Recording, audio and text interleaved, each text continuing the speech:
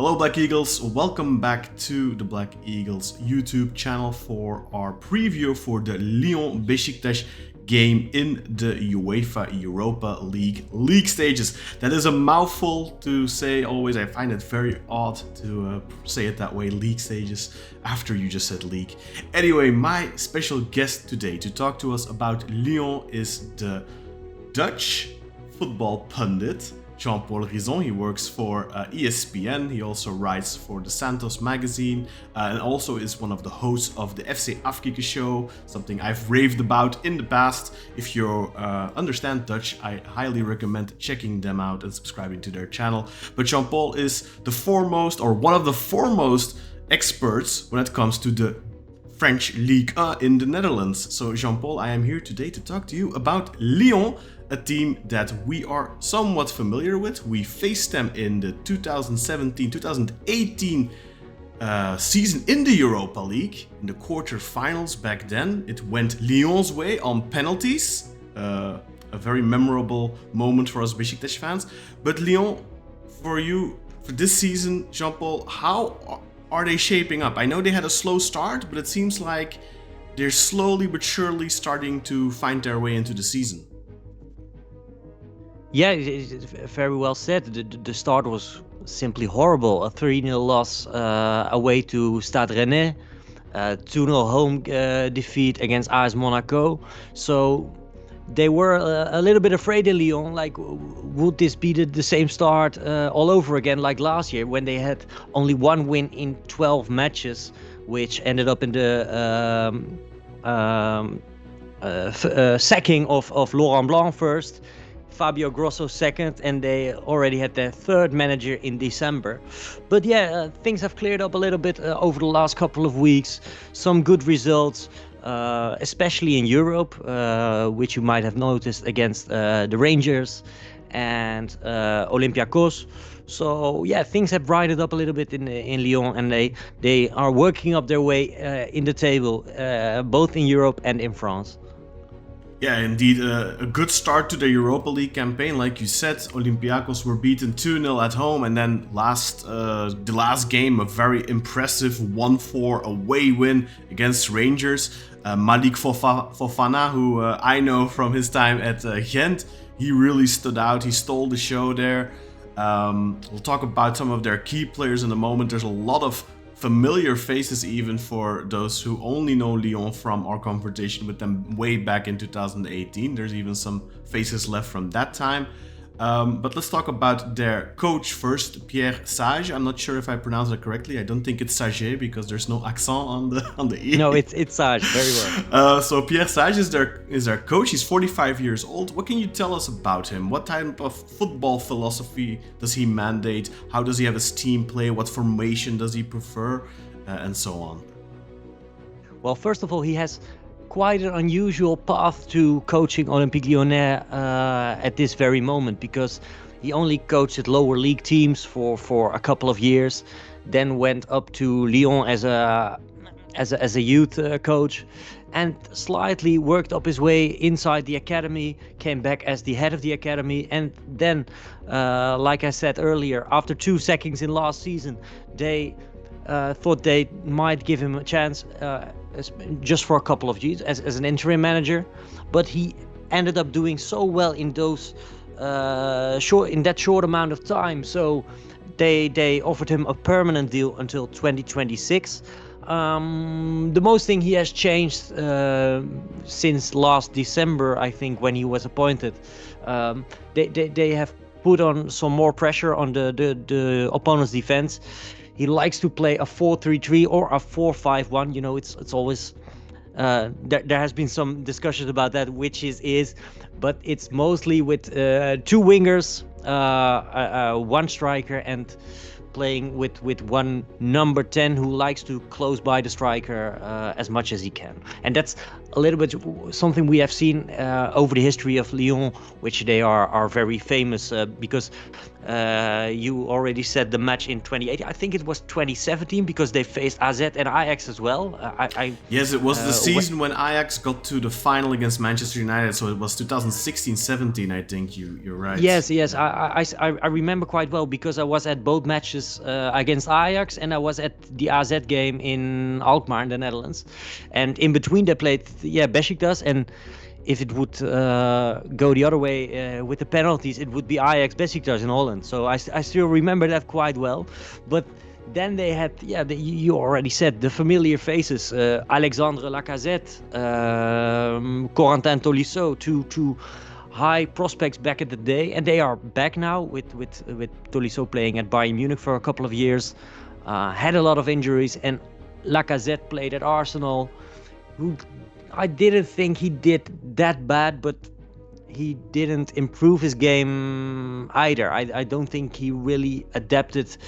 He didn't brought our Arsenal quite further, so he's like larger than life in Lyon, but won't be going down as one of the big legends in Arsenal's history at all.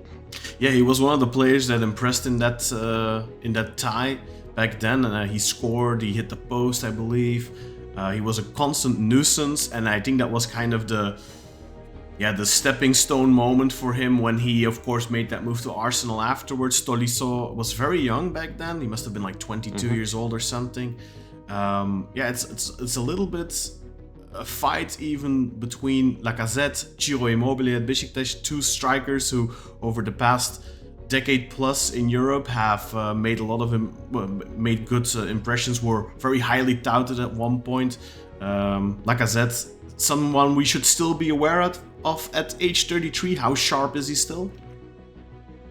Yeah, he's still picking up his goals, and I think you can compare him a little bit to Ciro Immobile. They are strikers at a certain level who are like worth their weight in gold for the teams they played for, but the little step higher to the European top, seen with Immobile at Dortmund, at Sevilla, with Lacazette at Arsenal, they didn't manage to do the same thing that they did at, for example, Lazio, or in Lacazette's case, at Lyon. But he's still so much worth. He's truly their leader on and off the pitch, also seen from the outside. I think he's one of the most valued strikers ever in League One history. So yeah, Beşiktaş still has to be very much aware of, especially Alexandre Lacazette. Yeah, and it's not just Lacazette. If I look at their squad, their offensive capabilities look astounding, really. They, of course, still have Georgi Mikotadze, who was at Ajax in recent years, when, of course, at Metz last season on loan. Then they bought him, sold him on to Lyon straight away. He has not scored yet for Lyon, but we, of course, remember him from his impressive Euros for Georgia. Then they have Malik Fofana, who I already mentioned earlier. Rayan Cherki, who was ousted at the beginning of the season but is back now. Both him and Fofana really impressed against Rangers, really pulled that Rangers side apart. Are they the two guys you think are going to cause the most problems for Beşiktaş? Yeah, we spoke about Lacazette, and the fun thing is he has scored in Europe, but he's still, just like Mikotadze, has failed to find the net in the League yet. But yeah, when you say Mikotadze, it's one of the strangest players I've seen over the last years. He was so good at Metz, so his step to Amsterdam, to Ajax, seemed reasonable. Failed completely, but well, there's bad timing, maybe. I think you have mentioned it in earlier episodes about Ajax as well. So, but let's not dive into that. But yeah, he was wonderful at the Euros for Georgia. They wrote history there, but went for a lot of money to Lyon and hasn't found the net yet. And Cherki, he's a player in the long tradition of Lyon with young French players with North African roots, starting with the likes of Atem Ben Arfa, Karim Benzema, Nabil Fekir, someone you might know well as well, Rachid Ghezal, of course. And everyone sees the future that Cherki should have, because he is so gifted, so talentful. But when you look at his stats, he hasn't quite put his mark on the Lyon team yet. While he's already, I think he was very young when he came at the first team. I think just 16 or 17, and he hasn't grown out to that carrying player he should have been by this time now. But last summer we could see at the Olympics as well what he's capable of in the team of Thierry Henry at the Olympics in Paris. So yeah, and he plays just like those like we know those young French prospects I've been talking about, just like Nabil Fekir in the back. He plays literally in the back of Alexandre Lacazette. He likes to close by, pick up his goals, swerve around the striker, but yeah, with the ball in his foot, there's no better one at the Lyon squad at the moment. Still, he is so gifted, so talentful, but he has to prove himself right now. Will he be Karim Benzema in terms of what he will reach in his career, or will he more be Ben Arfa or Ghezal, he or can maybe come to even Beşiktaş. less than that? Yeah, of course, yeah. If he would come to the Turkish league, he would be immediately one of the most gifted players as well. But he has to show it, and he has to show it constantly, because everyone see him in moments what he's capable of, but he has failed yet to put on a streak of good matches yet. He's a young player still, of course, only still 22, but like you said, maybe he should have already been at a higher level, taking that next step. There's a lot of youth in that team, Cherki, Fofana, but there's also experience now. Lacazette, Tolisso, Nemanja Matic is there as well. Do you think they have the right combination of experience and youthful enthusiasm? And what do you expect from them this season in general in Ligue 1 and also in Europa League? They already have 6 points now. Do you expect them to go far?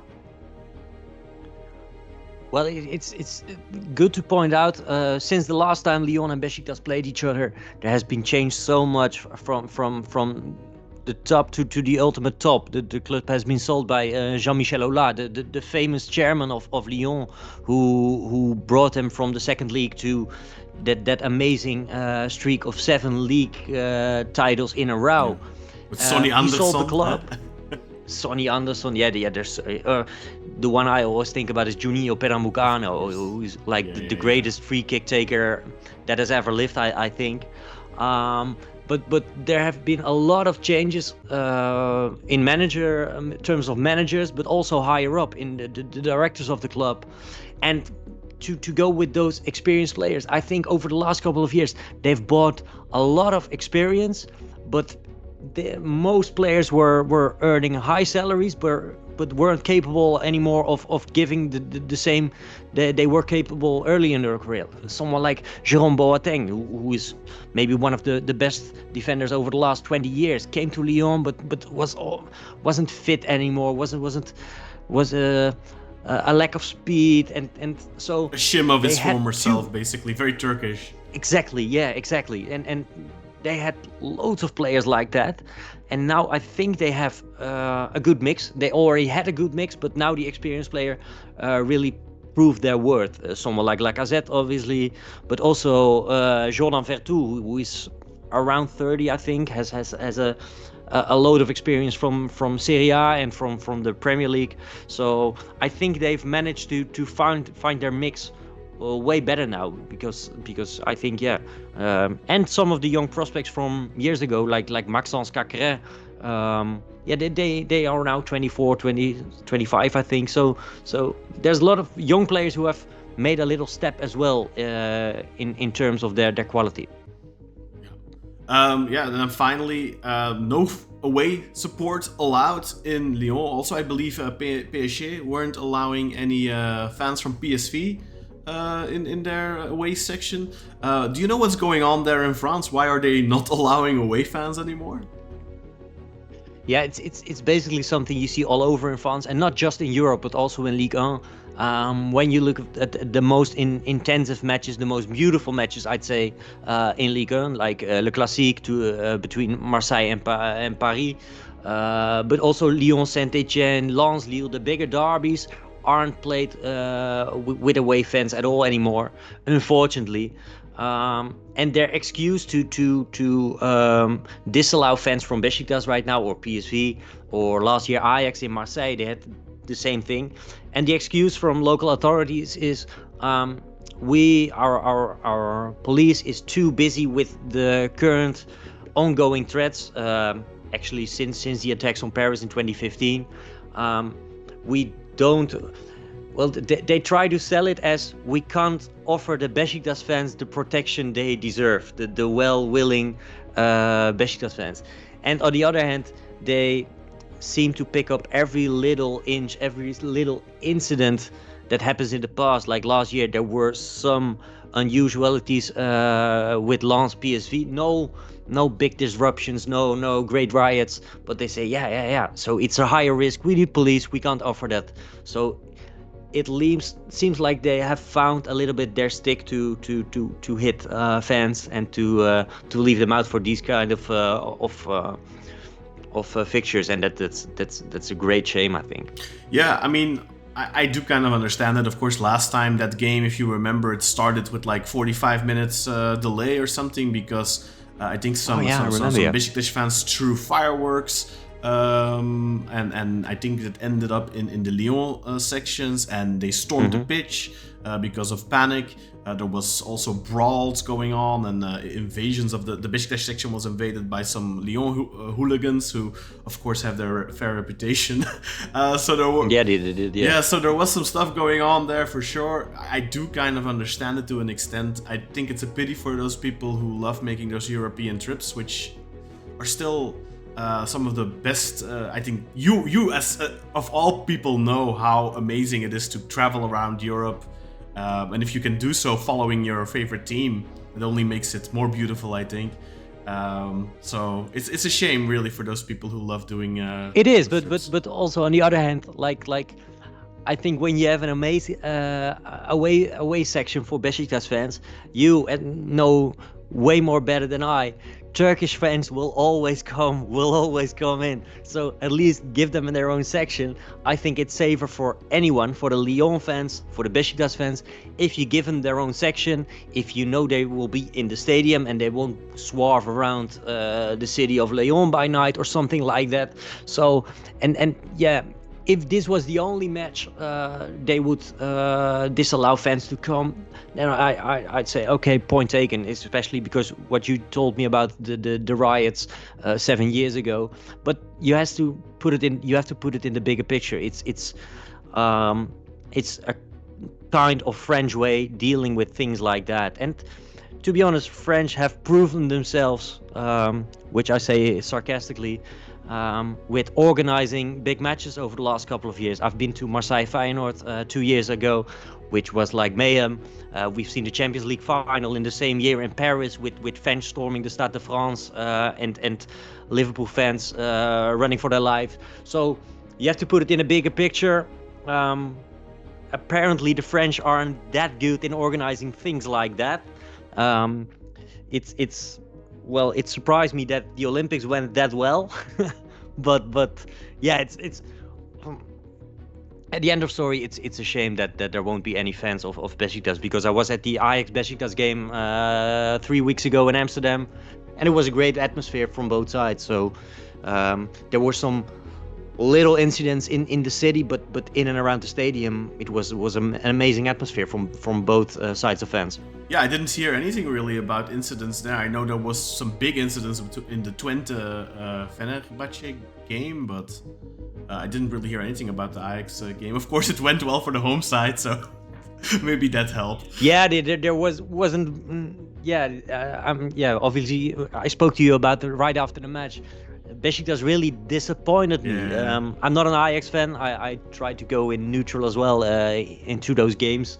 But they really, surprised me in a negative way, unfortunately. Same thing for us. We didn't recognize the team.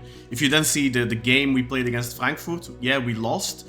But in that game, we played our own game. We had really, their goalkeeper had 5 phenomenal saves. And then you can say, okay, you know, we gave it our best shot, we played our own game, we lost, it's Europe, those matches get decided in details. But the Ajax game was like, almost like we went into that match like, oh, you know, we don't... Waving the white flag. Exactly, that's how it felt like. Yeah. And that was the first big sign of Giovanni Van Bronckhorst making a big mistake. And hopefully he won't do it again. This is the second away game. And for me, this was the one I marked on my calendar as I'm not really expecting anything from this one. We had some tough draws in the Europa League. You know, Ajax, of course, Frankfurt, Athletic Club de Bilbao. Also, Bodo Glimt away is a game I am very... I'm not expecting a lot from that match because I know how difficult that can be, that away game. We already did it last season, but Roma in past seasons have also found out how difficult that game can be.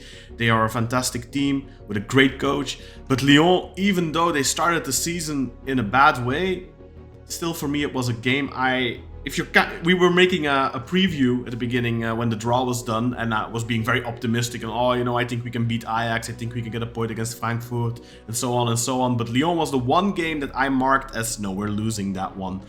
What do you think? What is it going to be? Are Beşiktaş going to have a chance against Lyon from what you saw against Ajax, of course, if they play like that?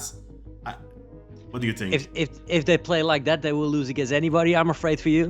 Yeah. But Lyon has been one of the strangest teams in France over the last years. They can come out against PSG and play the match of the year and come out absolutely wonderful, but they lose at the most silly ways thinkable.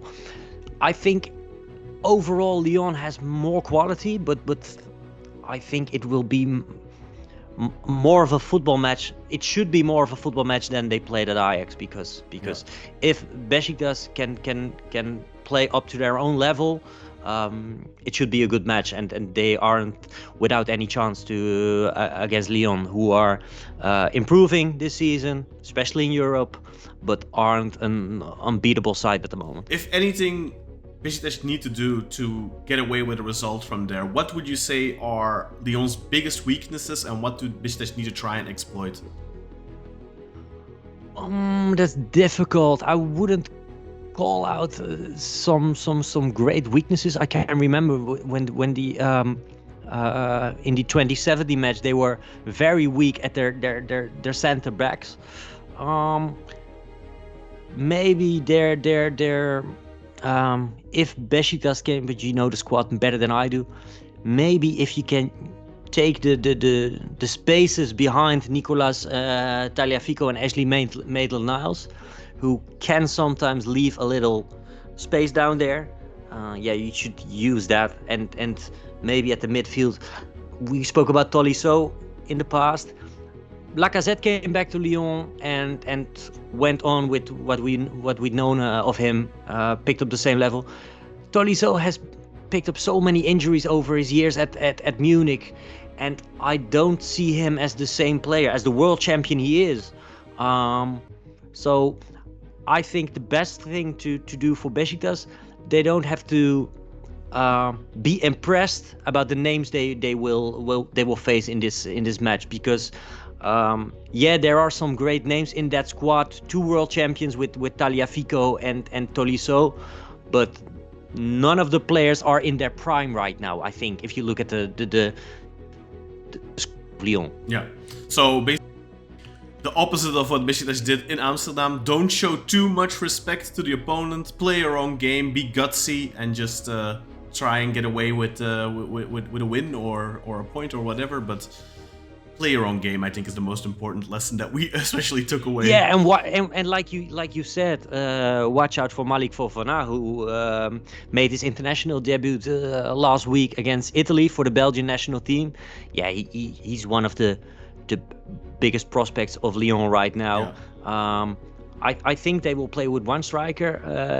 Sage has experimented with 2 in the match against Marseille, but it didn't went well. They lost, even though they played like 80 minutes with a man more on the pitch. Yeah, equalized and then lost still in the extra time, I saw. Yeah, I was watching that game. They equalized in the 93rd minute. and from the kickoff they got a goal against them as well, and Marseille won that game. But with the teams behind Paris Saint-Germain in France, they are really close to each other. Monaco, Rennes, also Marseille and Lyon. So it will be a great season in France, and if they can keep the form and the way they played against Rangers, against Olympiacos, they can come really far. But I think in the Europa League there's many teams who, if they can reach their own level or even better, who can come quite far. I think there's less difference in the squads in the Europa League than there is possibly in the Champions League. Okay, well, thank you, Jean-Paul, for your time and for previewing the My pleasure. Lyon against Beşiktaş game. It will be played, of course, on the 24th of October at 9 o'clock at the Parc Olympique Lyon.